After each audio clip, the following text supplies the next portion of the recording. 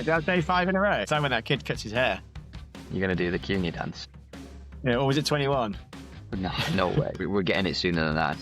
I don't even care. The haters who just think we go on about him too much, just don't watch him like we do. He's a privilege, a pleasure. What a guy. How are we, fellow Reds? And welcome to this latest review of the match yesterday against Aston Villa with me, Spen, and Chaz. As always, if you're subscribing, if you're following, thank you very much. If not, please hit that subscribe or follow button on whatever platform you're watching or listening on.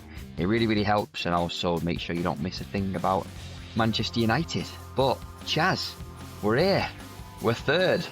Big game, big result. How are you feeling? Third like that. Yeah, great.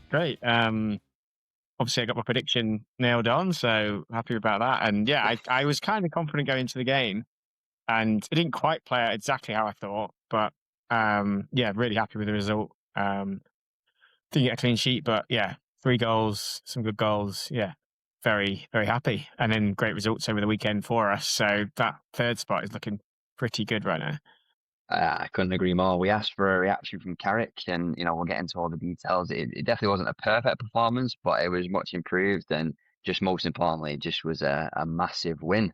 Yeah. And as you say, predictions almost nailed on. You had 3-1, and you had Sesko, CUNHA, and Buemo and Rodgers, and you had a little bonus. You said 2 Bruno assists, didn't you?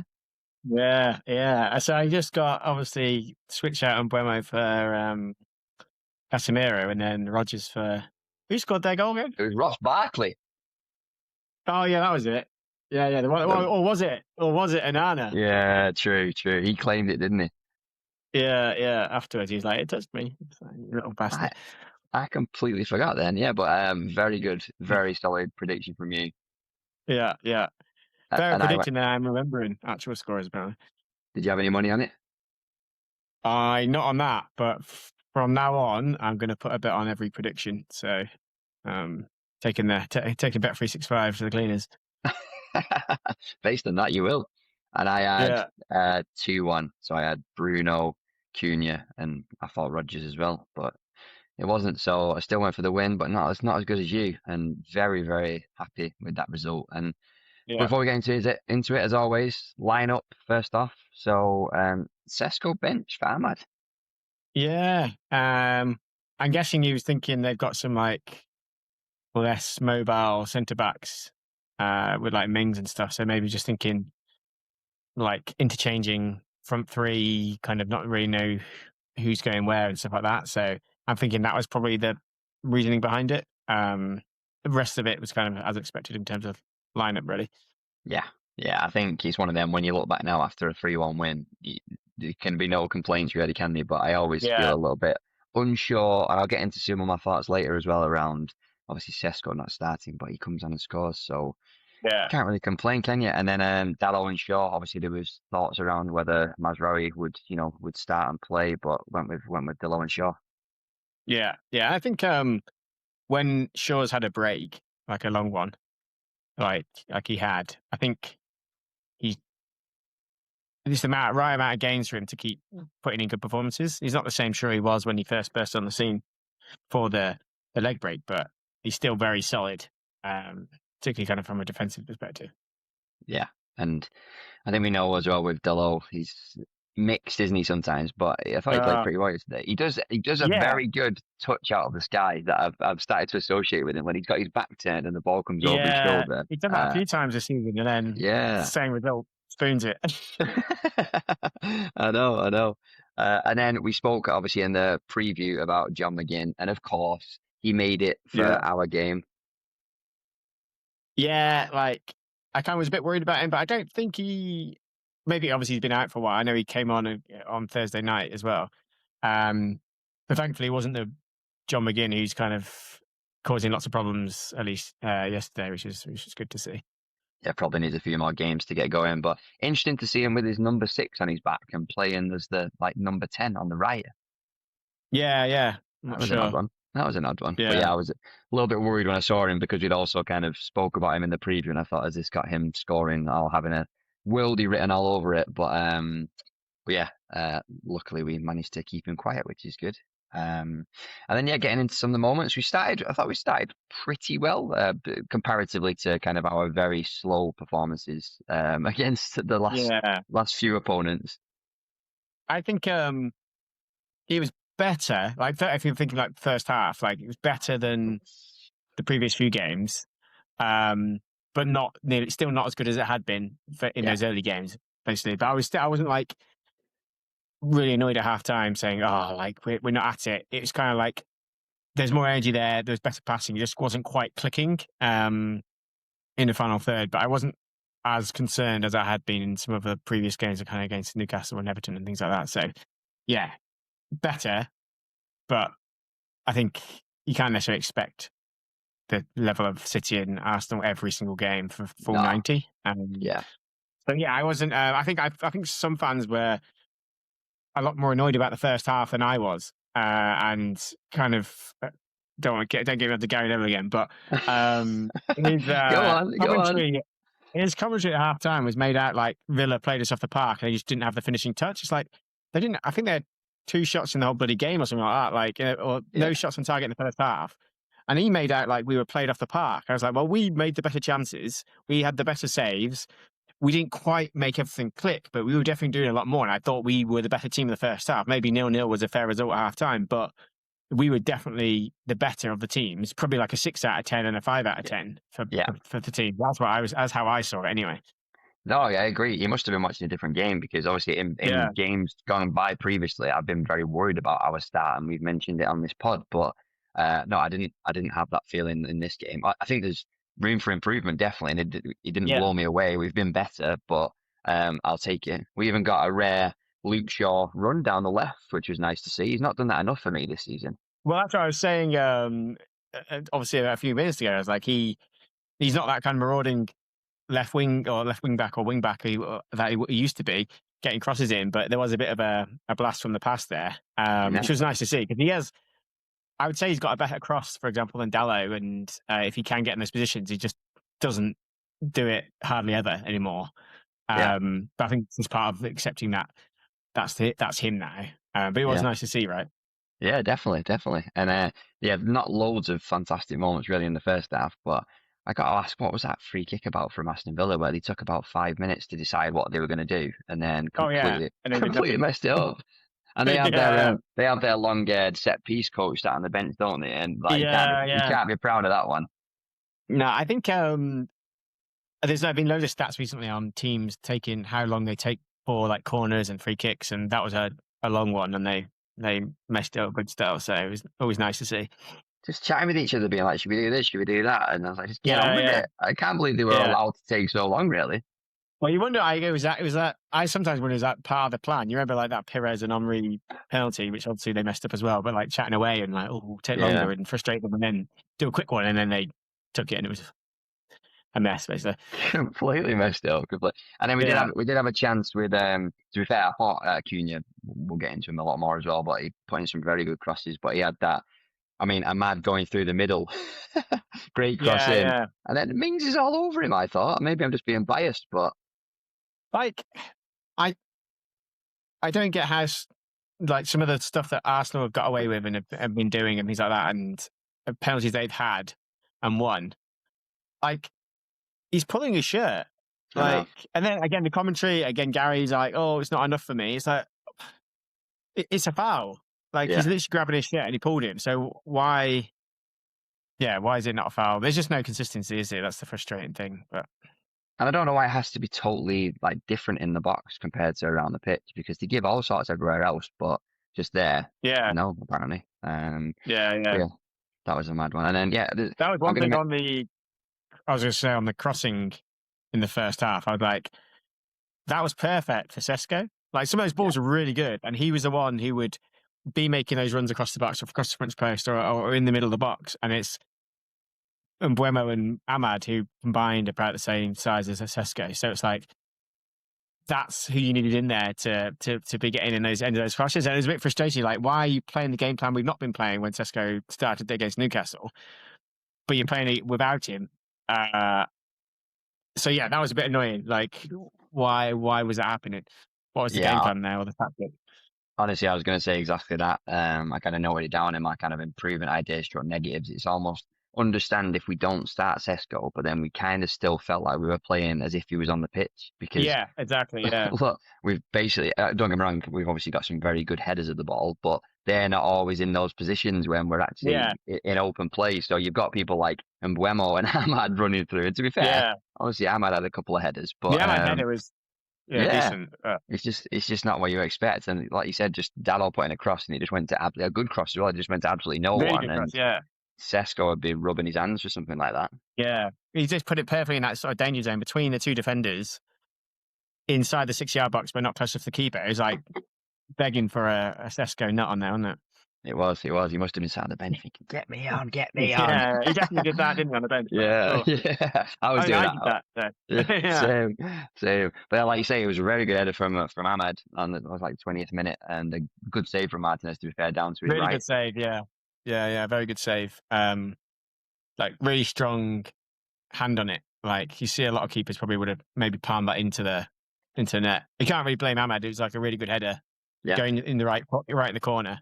Maybe just needed a bit more power on it. But yeah, Maguire good assisting effort. Ahmed as well with a clever nod Yeah, back. yeah.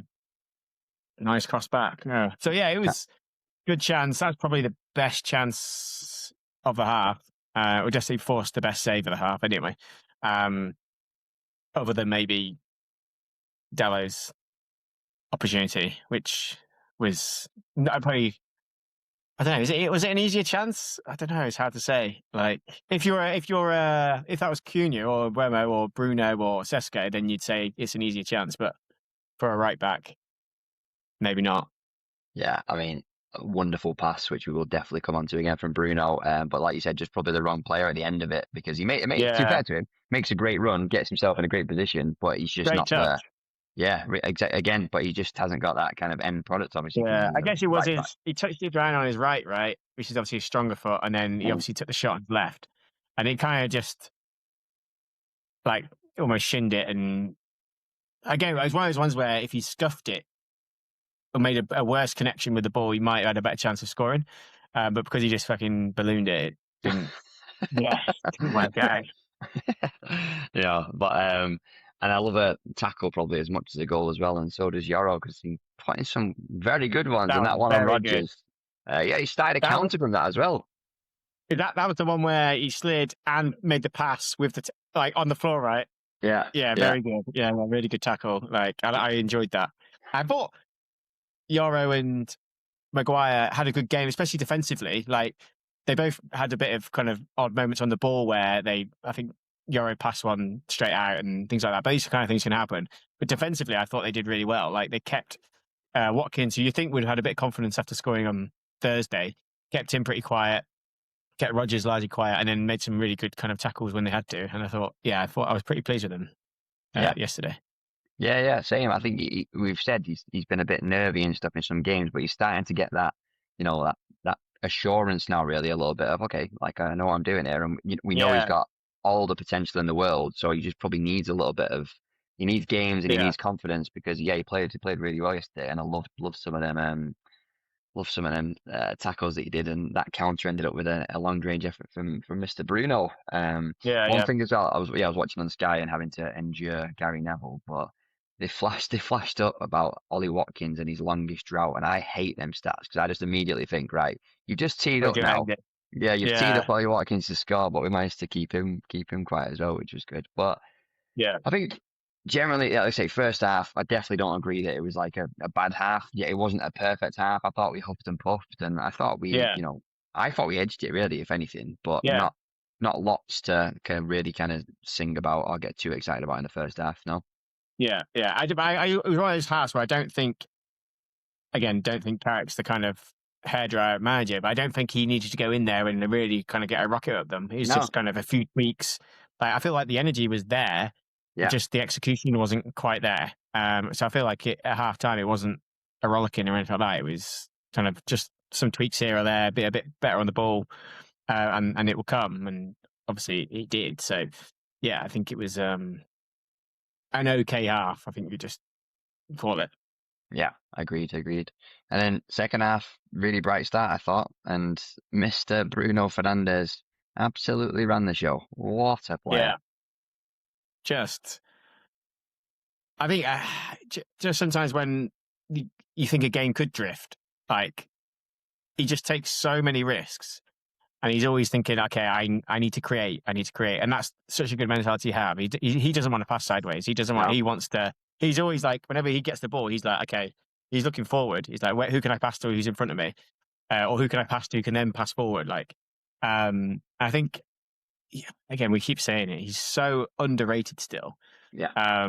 But you know all kind of professional players. I saw Grealish did a post watching him, and you're like, when players like that are kind of recognizing it, you know how good he is, and you know how many people would love to play with him.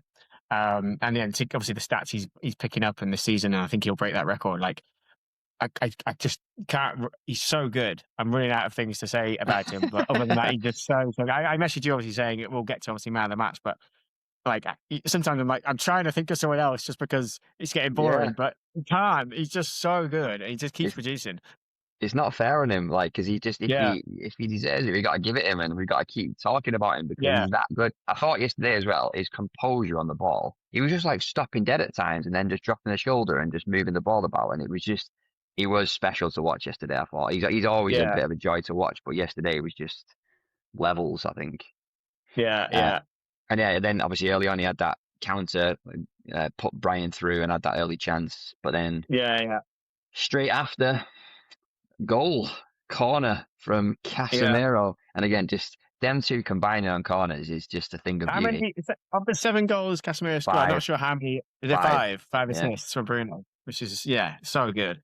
Like, again, amazing ball. Again, what I like about it wasn't, there's not shenanigans. It's not like a second ball. It's not like rugby in the box. It's a really good ball to the front post and a great like glancing header by Casemiro who just gets in front of his I think it was 2 defenders he got in front of.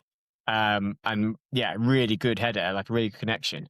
And then just a great ball. It's really, and I think we deserved that goal. Like I think we started the half well, and then got that early goal, which is good. Really kind of impressed. And Casemiro again was good as well today. Like not as good as Bruno, but like to get the goal and played the full. Did he play the full 90? He did, didn't he? Came off for Ugarte. But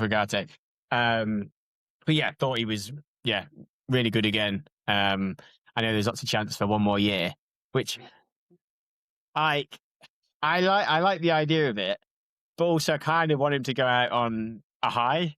Like I guess if you put his wages in by 2/3 and he goes down to 100 grand or something, then I would, but I don't really think it's another 350 grand a week risk we need to kind of like I like him around. I think I don't know, like for the money maybe not, but you just wonder like would he tarnish himself if he can't keep performing like he's done this season. And I want him to go out on a high because he obviously has a massive affection for the club and we have a big affection for him, so I kind of want to keep it that way. Just one more year Casemiro. To be honest, very good. I think I'm with you in terms of it would be amazing just to him to leave with us wanting more because it's great for him. It's just a nice way of him going. Obviously, he's expensive. I think just a little bit that I thought about is how good would it be to have him with a bit of an overlap of his replacement. You know what I mean? True. Say it's like an Anderson or someone else, like just to have that Casemiro about the place, still probably playing at times and still, showing hopefully a very good signing. What he's got in his locker. That's the only thing that's in my mind a little bit, but it's he's an expensive guy to keep around, isn't he? And I would like to see him end on a high. I absolutely loved when he was just grabbing his badge and just like pointing at it. I don't know what he was getting at, but he kind of kept pointing and then he kept like pointing into his head as well. And almost like, it was like to me, he came across as like, we're Man United, like remember that. And I was just sat there buzzing. Pointing saying, I'm thinking about staying. That's maybe that. But absolutely loved it, and I just loved the passion from him. And I think, I genuinely think he loves the club. Obviously, he's had such a long time at Real Madrid, and obviously that's going to always have a place in his heart. But I do think it's like he's got love for us as well. Maybe not to the same level because he's not had the same amount of time, but United does have a bit of a weird thing, doesn't it, on players? He seems to get them early. Yeah. Like, and at the end of the day, he still won 2 trophies here. Like, people are writing off him as a flop because he's expensive. But like, if you can take the price out of it, he's actually had a really good spell here. Yeah. Much better than some of our other midfield signings, like bloody Schneiderlin and all these kinds of people. Like, Jamba. I know he's been expensive, but that's not his fault. Yeah. Like, it's I would say he's been a success. Like, yeah, definitely. as a signing. Yeah. Like, and I think some people were saying he's not because of his price tag, but like, sometimes you put the money to the side, he's been really good. And he's shown up at the right times. So he obviously scored in the League Cup final against Newcastle, and like, so yeah, I think he's a legend. Love him. Do you remember how good he was in his first year? He was unbelievable. Yeah. And he's back at similar levels this year, right? Not quite. Yeah. He's not quite as mobile as he was, but he's still kind of making such big impacts on games. Yeah. Whether it be like a last minute tackle or popping up with 7 goals, like. Yeah, exactly. They're all been important goals as well. Yeah. Yeah, exactly. But then back to some of the moments as well. Then there was a nonsense pass from Ahmad that led to a free kick, and to be fair, Mings should be scoring from that, I think. Yeah, definitely. Like, I was watching the replay, and I was like, it didn't show the replay enough to see who. Cause I was like, was it Ahmad who messed that up? And then they kept showing the foul, and I was like, who messed that up? Because I was trying to remember, because it was a bad pass. And yeah, they should have scored basically. Yeah, definitely.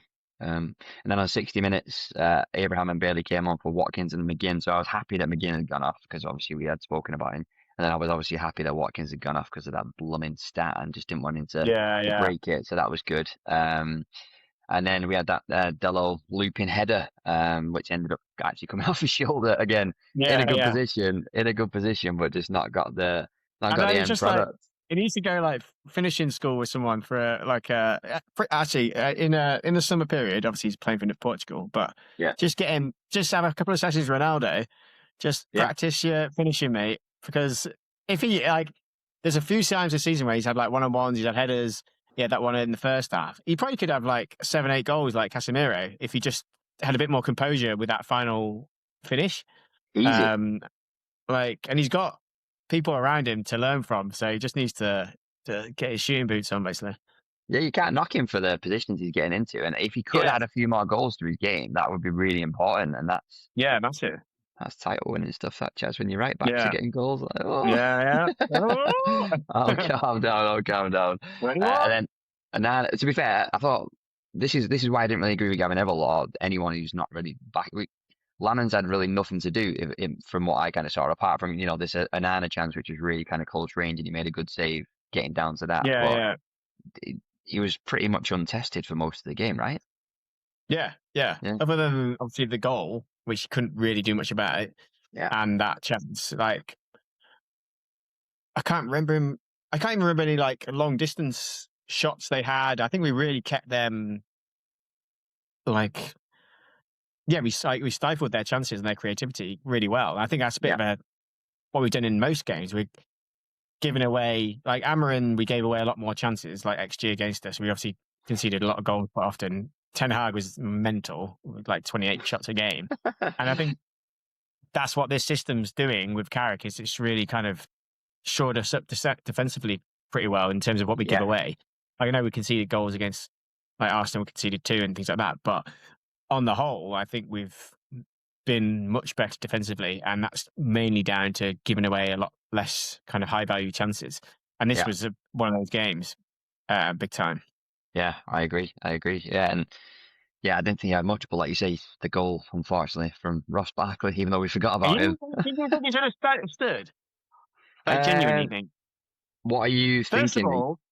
First of all, I'm going Mings handball. He basically caught it. They didn't show that again, so I don't know if that actually happened. In my head, he basically caught it and ran with it, like a basketball player. Then the Barkley shot with an arm in front of him. Like, well, obviously because Lamens was going the other way anyway, maybe that's what stopped it from being interfering. But he was stood in front of him, and then I think it touched him. Like, He basically said he did, from what And we he saw said of he it. did. So, Yeah. and I think there was one of the views, and to be fair, Gary was like, that's the one way to check. And they didn't check it again. I'm like, why are you not checking that view? Because that's the one I thought it slightly deviated. You can kind of see the ball kind of straighten up a tiny, tiny, tiny bit.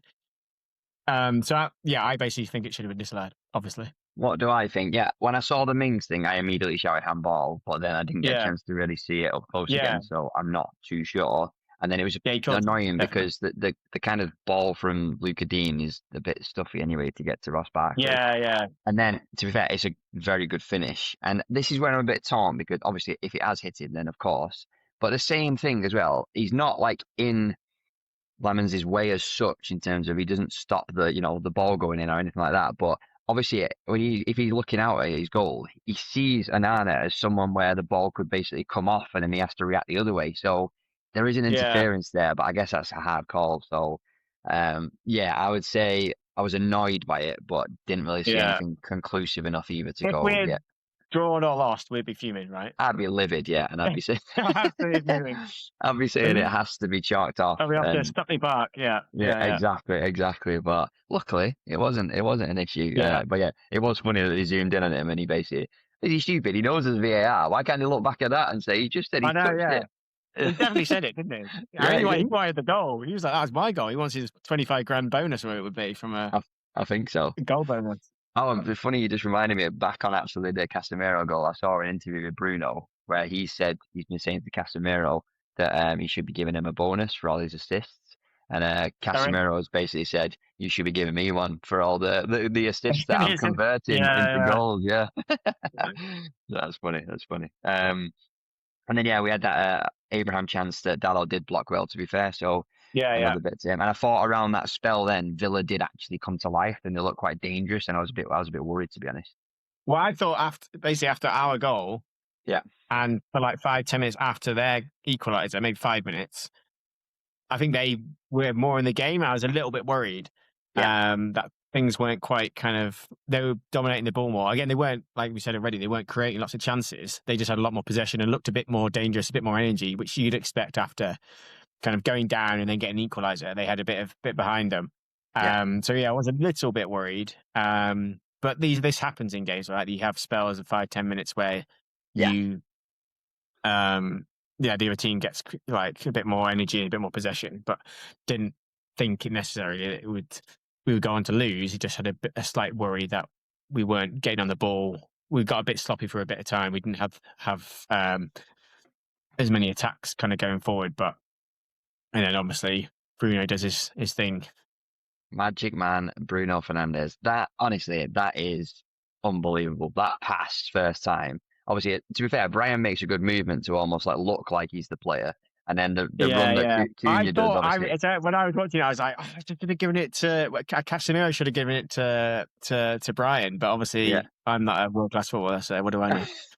What do you know? Because that pass, that movement, and then to be honest, your mate Gary Neville did say it, but what a finish! It's for him to just that first touch to bring it inside, and then just to kind of bottom corner finish was unbelievable. He had a lot to do. Obviously, it's a really good pass, but it wasn't it's a foregone conclusion. He had like a player on him. He had one player to the right of that player, and obviously he has the keeper to beat. And like you said, that touch to open his body up. And I think it was Gary Neville said it. It's like very Henry finish, like that. Henry used to do those every week. It was very much like that, kind of that first touch, acceleration, and great goal. One thing I remember, I don't know if Villa fans are annoyed about it or not, but because obviously it was a counter-attack from them, and then we countered their counter-attack, and Yoro takes one of their players out. And he gets a yellow card for it. But obviously the ref played the advantage, and then the advantage, they messed up their attack, so they got their advantage, but then we scored through it. So I was like, if I was a Villa fan, I don't know if they were annoyed at it, but I would have been a bit annoyed because there was a foul there. But then they would have been annoyed if we had cancelled that counter-attack because of that, because they did have a lot of space to run into. We just kind of stopped the attack. I did note that as well. Good point, but it would have been such a shame because what a goal! And then we got to see the CUNHA. Are we getting it, Josh? When we getting it? No, I can't remember. That's day 5 in a row. It's like when that kid cuts his hair. You're gonna do the CUNHA dance? Or was it 21? No way. we're getting it sooner than that, and it has to be. If we're waiting this long, it's got to be special as well. But I love 5 that in a row. celebration. He's just such a cool guy. Yeah, he is cool. Great time to score as well, because like I said, Villa was coming into it, so that was kind of like, took the wind out of the sails, which we needed, and such a And they good didn't do goal. much after that either. Like, they weren't really threatening much after that either. Like, I think that just knocked their wind out of the sails for the rest of the game, I would say. Yeah. And then not long after, Sesko, Big Ben came on for Brian. Brian wasn't too happy, actually, a bit taken off from what I saw. So I don't know if it was. Did he? I don't think he's been very good. No, I'll be honest, for the last 3 or 4 games. Yeah. And I don't know. Maybe he's got a bit of a knock. I was thinking maybe he's got a bit of a soreness, and I was hoping that's why he was a bit annoyed. That he's just got a bit of a niggle that's kind of affecting his game. But he's not been great the last few games anyway. So he was the right person to take off, in my opinion, anyway. So I think Carrick made the right call for it, because I think I saw a stat. I don't think he had a touch in. Definitely have a touch in their box in the first half. I don't know if he had one in the second half either. So, yeah. Like I say, some of the bits he does, like they say, the movement that ended up being CUNHA's goal to help and make take the goal, it. But I agree with you. Like, obviously, he made a pretty promising start, and he's got goals in him, so we definitely want a little bit more. But he got over the frustration, and he was clapping the fans on the way around and stuff as exactly. Well, because they started cheering him on, so he wasn't annoyed for too long, I think. And then he can't be complaining too much, because Big Ben does come on and gets another goal. Chaz, he is a goal scorer. I love that goal because it's very, into him off the, their player, turn, shoot. What I liked about it was I think he could have been annoyed that he didn't get the pass from CUNHA at the start, and then it deflected. He could have given up, but he didn't give up. He kind of fought back, tracked back in, and then had that kind of first time shot. So like you said, it was a really good, like, proper striker's instincts type of goal, not giving up when the initial chance was missed. That's what I really like. Cause, again, not going back to Højlund too much, but I feel like if he didn't get that, you can imagine him being like, especially obviously last year when he was getting no service, he could have been like throwing his arms off the floor, being annoyed. But Sesko was straight back and got the finish as well. So yeah, I really like that goal. Yeah, and to be fair, shout out to CUNHA again, because he was proper instrumental in that, in terms of beating his man. He's doing that really well at the minute, like beating players, and obviously he put a ball in which kind of came back out and then got put back in from the Villa defender. And I just loved that Sesko was just like, I'm having this. He's got that mentality where he's like, I'm just getting the ball in the net no matter what. You know what I mean? I'm scoring. Did you think? I can't remember it was after the game, but I think CUNHA was getting a bit of stick in terms of his overall game. And I thought he's never going to be a player who constantly dominates for a whole match and shows up. But I think you said it the other week. It's like he has the moments, and that's what he's done twice a day. Like, he scored that worldie, and then he's created that goal. And even if he drifts for 10 minutes, you don't see him. He has those moments where he switches on, and that's why you keep him on, and that's why you bring him on. Whichever way around it is, because he just creates these moments. So I think, I can't remember who it was, but he was getting a bit of stick. Maybe it was Gaza, I can't remember, but like, get a bit of stick. He's kind of saying drifting the game, but I think you let him drift because you know he's going to have these moments. So I think that he's one of these kind of players who you want. He's not like these players who needs to be in a system playing the same way over and over, like a Pep style player. He's not a Pep player. He's a United player, and that's what I like about him. Great time. Like, I definitely asked some questions earlier on to be like, can he do more? And I'm stopping that now, Chaz, because I'm just going to enjoy him. I'm just going to enjoy him. Can't remember you or Gary. You're so similar. I'm very similar. I definitely wasn't. I thought he was having a very good game yesterday. Like I say, it's not for 90 minutes, but he's just so impactful, and I just love his mentality and what he's about. So yeah, not for me. But yeah, good goal. We got to see the Sesko celebration, which I love as well. And then maybe, Chaz, one for you instead of the CUNHA one, the Carrick dance celebration. Did you see that? I remember. They did a little bit of a dad dance in the middle. It was wonderful. We might have to get you doing that instead. That's my style. The old dad dance. It was a little bit Trump. Alan Pardew, to be honest. But it's the one time that Michael Carrick's not looked that cool. But I actually enjoyed it. I enjoyed seeing it. So yeah, one of these dances is definitely coming as some kind of forfeit or something for you. And then got to shout out that actually when Ben went through on goal and did the worst finish of all time. Like I That's like reckon, you going through on goal. Bruno was like nailed it, 3 assists, absolutely smashed it, and then Yeah, Ben's shot was woeful. Yeah, when he's through with his pace and stuff as well, and he had Ahmad running, so he could have played a ball, but not only did he not pass it, it was the worst finish I've ever seen. But like you said, we've got to call it out. Another ridiculous pass from Bruno Fernandes, which is unbelievable. But I was like, because I was one of the chances were like, oh no, but he doesn't need to pass to Ahmad here, all good. And then that shot was, it was like me through on goal against Villa. Yeah, really was. With your wrong shoes on, shoes on the wrong feet, I think. And obviously, we mentioned it, but Casemiro went off. Agati came on. Yeah, he had a pretty decent spell, Agati, I thought, when he came on. He was pretty tidy. Yeah, like, I think to be fair to him, in all the last 5 games when he's come on, whatever it is, he's actually been decent. Since Carrick's come in, I don't think he's come on and really dropped the performance levels. He's not made an impact in terms of, okay, I'm going to change the game, but he's not made the game worse, which I think he was doing under Amorim. Because I think he used to take off Casemiro pretty much dead on 60, 65 minutes every game, and then you would see a massive drop off. Now I'm thinking because it's a midfield free, I don't think he's exposed because he's not expected to do as much. So I think the system, I still don't think he's a long-term United player, but he doesn't negatively impact us like he was doing before. Yeah. But I think he's gone in the summer, isn't he? I think. Oh, yeah.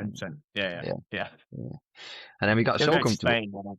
Yeah, he will. And then we got so comfortable. We were Ole into every pass, which I've not heard for a little while. Yeah. Which is good. Nice to see. Until we nearly then conceded. I don't know how Villa didn't score that. I think 3 of them could have scored it, and I don't know how any of them didn't. The only slight part of me was because I had a bet on which Rodgers needed a shot on target, but he wasn't him. He wasn't one of the 3. I think he was the one who passed it in to them. So I was kind of hoping that maybe he'd get a shot on target, but I don't know how they didn't score. Yeah, honestly, I was like, because didn't want to concede 1, so we got to concede 2 and would have made it harder than we needed to. But the main moments really for me, Chaz, but just generally, like, what a win, big win. Like you said, it wasn't like the best performance in the world, but to beat kind of your rival, to put some distance in between us, like bit of pressure after losing to Newcastle. Like, I think Carrick again put another, like, I don't know what you call it, notch on his side or whatever it is, but for him kind of being future mad, he's kind of ticked another box. He's responded to a loss, his first loss. Yeah. And it was a high pressure game. Like, if we lost this, you could see again he's not good enough. It was just a manager bounce type thing. But yeah, we had to win home, like against a tough team and against a manager who's very good at kind of one-off games as well. Like, he's very tactically kind of very good at setting Villa up to win these sorts of games. So I think he did really well. And got to take it. I agree. We asked for a response and we got it. And before we get to man of the match, which I think is going to be pretty obvious. Player ratings for you. Any players that stood out? You mentioned a few through this, but anyone that really stood out to you? Yeah, does he get the man of the match? Obviously, we know he's getting man of the match. So I would say, like I was saying, CUNHA didn't dominate the game or show up constantly, but I think his impact he has in these small spells deserves. I think I'd say he'd get like a decent 8 out of 10 for me. Yeah. I thought Casemiro and Kobe kind of is one of those games where you didn't need them to. Well, it was one of those games where they were like solid 7-8s. Like, they didn't really do anything amazing. Obviously, Casemiro scored, but like from an actual midfield perspective, didn't do anything amazing. But I think that's almost a good thing because it showed that we kind of dominated the midfield without having to be like Captain Fantastic type vibe. They just kind of controlled things. Things ticked over. Kobe I think he was better than he has been. He was a bit more progressive, wasn't so sideways, wasn't so nervous on the ball. And you saw a few of those kind of nice touches from him again. Because there's a few times where he was in and around the box and he didn't just pass it backwards or sideways. He was trying to, I think there was a couple where he played it through to, I think it was Dallo into the box and things like that. So, yeah, I think they were solid sort of 7-8 out of 10. Like I said, I was happy with Yoro and Maguire. Again, 7-8 out of 10, like decent. I don't think anyone really, other than Bruno, deserved like a 9. I think they were all kind of 7, 8 out of 10. No one had a stinker, I don't think. So I wouldn't even give anyone a 6 really. I think everyone was pretty good. Solid performance for me. Yeah, I think. Yeah, I still, I'm going to probably keep saying this, and maybe it's just tough love because I like him so much. I think there's a lot more to come from Cobby, and it's just like the way we're playing now and how we're winning and doing it is great. But if he can impose himself even more, just think what he could do. Maybe I'm asking too much in the system. Yeah, I think you're asking too much. But I don't think he needs to. I think you basically just need to be getting the ball to your players, like your CUNHAs, like your Brunos. I don't know if we're expecting too much from him. I think he's just doing what he needs to be doing at the moment, at this time. But I do think he has the ability to develop those skills, and he's showing them in flashes in games. Yeah. But at the moment, I just think maybe he's not being asked to do that. And we love him so much that maybe we're expecting too much of him at this current point. That's fair. I'll take it. Just because I love the man and just want to see him unleashed. So maybe it is. Yeah. Like you say. Yeah, and I agree with you. I thought CUNHA was really good. And I don't think we need a drum roll, do we, Chaz? But man of the match for you. Yeah, go Dallo. Obviously Bruno, had to be Bruno. Could have had at least, Sesko could have been another assist. Even the Dallo one could have been another assist. So he could have had 4 in that game. But yeah, unbelievable. Also, just that CUNHA pass, it's so hard to do, but he makes it look easy, like it's an easy pass, but it wasn't. It was like a first time pass through, perfectly weighted. Yeah. In perfect placement. It was passed in the only place it could have been passed to make that chance. And he makes that easy all the time. It's not like, I think Grealish got 5 assists in the first few games, but some of them was literally just him passing to someone and scored a screamer. He's not getting easy kind of assist. It's not like assist padding. It's really good passes. His cross is really good from the corner. He's just ridiculous. He's breaking lines. He's killing defenses. He's just putting people through, and it's just great. What I wrote down was Bruno full stop, Endo full stop, silly good. Yeah. I just was like, this guy is.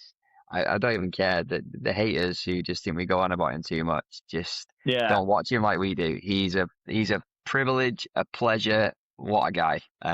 Is he breaking the record, you reckon? I think he is. I'm going on it. I'm saying. Yeah, so he's got the United. At least an equal, I would say. Yeah, he's got the United record now, hasn't he, over Beckham, which was massive. Yeah, now. Beckham. 16 assists, and so what he needs 4 more. 4 more to equal, and 5 more, and you're 8 games?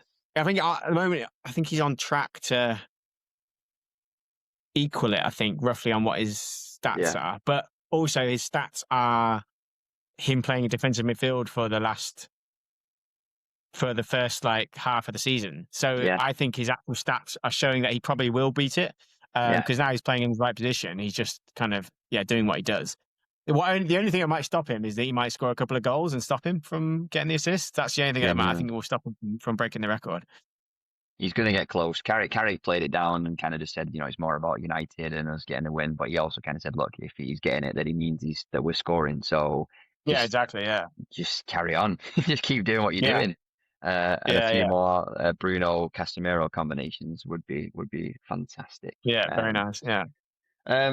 Thoughts on Villa generally? It's kind of. I think they played some nice stuff, and in that spell where they kind of came in the game a bit, they look quite decent. They're good on the ball.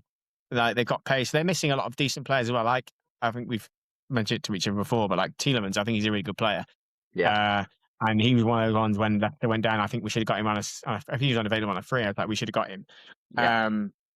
So I think they're missing some good players, but I think if Watkins isn't as sharp as he has been previous seasons, they miss him a lot because they don't really have anyone else who's that sort of should be that clinical. And McGinn not being at it. So I think, do I think they'll get Champions League football? Obviously, I hope they do because it means one of Liverpool or Chelsea have dropped out, or Brentford. I'm still hopeful Brentford could get out there. Genuinely. but I kind of think they are that kind of level between like Europa League and Champions League qualifiers. I think they got a great manager. I think Emery's really good. So yeah, I think they just need to be a bit more clinical. Maybe Tammy Abraham can pick up where Watkins has kind of stumbled the last few weeks. So yeah, I hope that they do finish in the top 5. Because I think their manager's great. They're just not. They're not a top 3 team. So I think they've been overachieving. Yeah, I agree. Yeah, they were a bit meh for me yesterday. I think they've had such a good start for the season, and probably the game against us at Villa Park sums them up, where they'd need to kind of score worldies to get the win, which is an issue for them. I actually do think they might slip out of the top 5. I genuinely think Well, that. based on current form, right? Yeah. Yeah. So they, I think, I was waxing lyrical about Emery, but I think did Rodgers start on the right? Basically, they were better when Rodgers moved into the middle. I think he's a better 10 rather than coming off the side.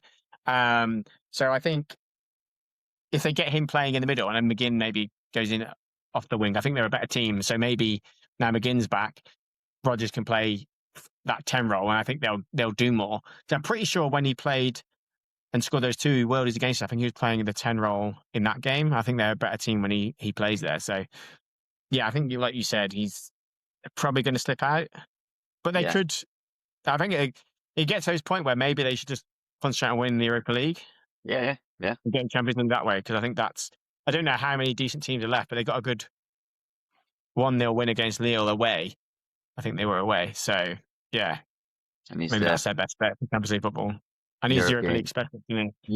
Yeah, exactly. So he can work his magic. But yeah, I think I agree with you on the Villa stuff. I just noted down Rodgers because he is a player. Like just some lovely little touches in the middle of the park and stuff as well. And he's just a classy player. And he's definitely someone I would very much welcome to Man United if we had the opportunity. But I could maybe see him moving on. But yeah, very good to make a statement against them. There was obviously talk of Villa in the title at one point, wasn't there? And it's mad to think how far we've come back. You know, I think were we 10 points behind them at one point? It's 11, crazy. I think it was. Was it 11 points behind? Yeah. So yeah, we've done amazing to turn that around. And then summing it up, we've spoken about a lot of positives and things as well. Obviously, 16 assists for Bruno, which is great. Sesko coming off the bench and scoring again is just a good thing. You know what I mean? It just shows what he's about and the mentality. I mentioned kind of improvements or negatives for me, which is still when Sesko doesn't play, like how we're playing doesn't make a lot of sense all the time if there's going to be crosses. And then sometimes it does become clear to me that we have recruited for a different system. I absolutely love CUNHA and Mbuemo, but with Sesko not playing and Ama coming on, it does sometimes look like we're missing maybe a piece. I don't know. What do you think? Yeah, I think we basically just need another like left winger, really, right? With an actual winger who can whip the balls in if Sesko's starts. And I think, I think that's it, really. Like we just need that. I think that's the missing piece for me. And I think also, I don't know if you agree, but maybe CUNHA can be that. Obviously, he's nowhere near Bruno level, but maybe he can be that kind of future number 10 role. And then whoever this left winger is, whether it's Ballon d'Or or not, because he could become that player. But obviously, he got injured at the worst time. But maybe that's that position that we need someone, because you can't have both your wingers cutting in all the time like Brian and CUNHA want to do, because then you just lack that width and they just know what you're going to do. So I think you can have one of them doing that all the time, but I think you need the other side, whoever it is, whichever side it is, doing more, getting to that byline and whipping that balls in, which we did do a bit more today. And I think maybe CUNHA can do that more than Brian can for Sesko to get on the end of it, basically. Yeah. You make a good point. I'm actually quite excited about Dorgu coming back as well, because I think he gives us gives us something. About him, very good player. You forget you've got the best left winger in the world injured, so Ballon Dorgu. But no, only positive really, because just a massive win, and so happy to get that and see that response from Carrick. And not only was it a great result for United, but just what a weekend for us result-wise. Almost perfect. So let's start with Liverpool 1, Tottenham Hotspur 1. Yeah, love it. Like eight games now, they've dropped points post 90 minutes. I watched a bit of the game. I didn't watch all of it, but from what I read afterwards, like they huffed and puffed and were pretty pants the whole time, and like Spurs deserved that draw. And to say like that, like Spurs are rubbish. So like Liverpool must have been pretty bad. I don't know if you watched the whole game. I watched more of the first sort of 60 minutes of it, and I thought they were bang average. Well, I was in the pub, so I was a little bit distracted. But I think I was watching it, and I just went into it thinking this is going to be an absolute. I thought this could be the end of Tudor. I thought it was going to be ridiculous. And then just as it went on and on, I said to my mate, I was like, "Could this happen?" And then for it to be Richarlison as well, because they hate him, don't they? Everton. Also, I didn't understand why Etikite. He's basically been their best player this season, along with Slobberslai, whatever his name is. So I don't know why they didn't start him. So obviously, Slot's one of the best managers in history. After last year, and he brought them on. He's top 2.0. Which is pretty accurate now because Klopp only won one title. So like, it was a weird one, but I'm here for it. And if they don't get Champions League, oh my God, it will be absolutely brilliant, incredible. I think even Slobberslide said in the interview afterwards, like, if we keep playing like this, we'll be Conference League, and so good if that happens. Well, the old Thursday night, Channel 5 for UK viewers. The Slot, carry on. He looks like a thumb, and I hope he just stays there and keeps it going, because that was a great result. And also Chelsea lost to Newcastle. Amazing as well. I can't remember if we said. I think we said Chelsea were going to win that because Newcastle were on the back of the Barca game that we went up to it. But here for it. Like, did you see the madness of the huddle with the referee in the middle? Right. What I don't get is, first of all, why didn't they just let him out? And also, why didn't the referee say, "Guys, just let me out"? It's just such a weird situation. And then, did you see David Brent afterwards in the interview? No. So he got asked about it, and he said, like, Racine, saying they're honouring the ball or something stupid like that. He's such a weapon, isn't he? Like, oh my God! I like him because he just brings so much David Brent energy. When I saw it on TV, I thought, when you sometimes like see AI videos and like people are a bit out of position or whatever, I honestly thought, I was like, there's no way the referee's in the middle of that. That's waiting for a lion just to pop out of the middle. Yeah, genuinely. And then I was like, he stood in the middle and just watching Cole Palmer's face when he was looking at him. And that was just sometimes you just think, what is this? What is going on? And then literally another one, City drawing with West Ham second, Jazz. What is it? 6 points? So let me check. 8. 7. Like, well, you got to start thinking about it, because I think Liverpool and Chelsea are like 6-7 points behind. So why can't we be looking up if we've got to be looking down, right? So like confidence wise, if we beat Bournemouth on Friday, like you got to be looking at that, right? Especially because we'll have a game in hand. City, we'll have the points on the board because obviously City have got the League Cup final this weekend. So why not? Why not? I just think set your sights there, because obviously we want to guarantee a third, really, but obviously I think top 4 is what we want. But just go for second, because then you kind of hopefully guarantee with that mentality. But just seeing them wobble was good as well. And wanted to have an Arsenal free podcast, but obviously they won, and I'm pretty much certain the title's theirs now as well. But the one thing I wanted to mention, and we were chatting about this, is like, let me say, Max Dowman. I've seen lots of him at the minute, and he's a player. Same. He's a player. I'm not debating that. But why do Arsenal fans even ruin that with all this stuff I've been seeing on social media about him? Didn't I? Yeah. Like, obviously he looks. I've heard about him. Like, Rio on his podcast, like, says how good he is, and what I've seen, he does look class. Like, he definitely is. Probably the next Ray Parlour. But then, like, honestly, obviously, jokes aside, he does look really good. But for people to start posting pictures of Messi coming on and like he's the next Messi, it's like, give the kid a chance. Yeah. Like, he's going to be a very good player, but don't compare him to bloody Messi after one goal, an open goal against Everton. Like, geez, man, come on, like. Ah, I'm sure he will become a wonderful, like, amazing player, and like, I look forward into scoring lots of goals for Real Madrid or Barcelona in the future when he eventually outgrows Arsenal. But to start comparing him already is ridiculous. they just can't have anything nice, can they? No, just calm down, guys. Yeah, and I'm just so excited for JJ Gabriel to beat his record. That's what's going to happen, isn't it? Oh, 100%. Like, I forgot to mention on our last pod. Did you see his goals against Forest? Yeah. I don't even know what he did for that, like, backwards weird skill thing he did. Like, Is he yeah, an AI? Gabriel will break his record. Yeah, it's AI as well, yeah. AI Gabriel. Yeah, I think it is. I like that name. It's ridiculous. It's ridiculous. But yeah, just Arsenal again, just can't have anything nice. Yeah, they are going to win the league, and like, that's one of those games where you do say, okay, they up against a hard to beat Everton, and like Diamond played that obviously a good ball through to for Gyökeres as well, and then to score an easy own goal at the end. Got to open goal share, I should say, not own goal. But yeah, fair play. They're going to win the league. Like, what is it? The gap now is they got 6 points ahead, but they've played a game more. No, sorry, 9 points. 9 points. 9 points. Yeah. So yeah, we will be 6 points, but they do have to still play each other. But City are playing pants, and Haaland's forgotten how to score. So